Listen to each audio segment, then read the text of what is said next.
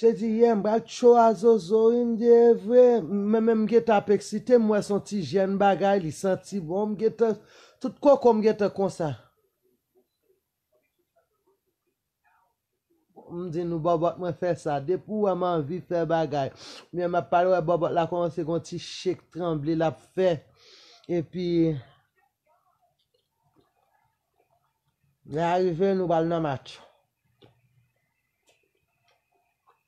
depuis sous c'était am geta perdu nan mourir dans film là monsieur pas prendre rien prend petit peu tête plein toute tête m'a craché ça mine monsieur Mande monsieur me prête à la moi monsieur a soucié tout arrêt bon moi me prête pour soucier pour me depuis là m'geta ouais kaka k'ap fait kaka bal voye OK monsieur là parce que clair dans tête même m'geta m'boit clair sous feeling là so c'est ça pour me régler ça geta dans tête moi normal m'a chercher voye quand même.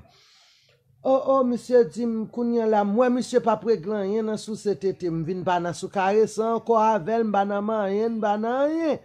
Monsieur boal getan red, getan ouais, so, on nous fait ça n'a pas, stop caresser, m'pas man tété, m'ba sou bagay sa yo. Let's just fait bagay. Oh, no, oh, that was the worstest sex I ever had in my life. Ou kontan don moun wap fè baga moun apre le bang. Have di mboko pran bang nan mget atande bang nan. Nade bang. Si na ki sam la, monsieur fout mon sey de pointe. M'pran tout koyan fait en pointe. Gon dernier côté moi monsieur rete bang. M'di hey, stop. He di what happened? M'di m'pap kafin koyan. Tout koko m'fè mal. I'm not enjoying it. You know, it's because m'de geta ge la power la voix qui fait m'rive là. Ou depuis nan sous c'est tout m'kampe koyan même pour m'expliquer monsieur ça. Depuis nan sous cet été a wap bave la ge craché tout en bas bois, c'est pas comme ça moun sous cet été. L'op sous cet été ou sous cet été pour ramasser crachot ou rouler sous tété en bouche ou ramasser tout craché pour yo coule en bas bois. Ça paraît lo kon ou par contre sous cet été. Ça c'est numéro 1. Et puis me dit deuxièmement, bagay koyen bang ça par contre c'est ti ou ap tire mon tire trop nan moun da pam nan même.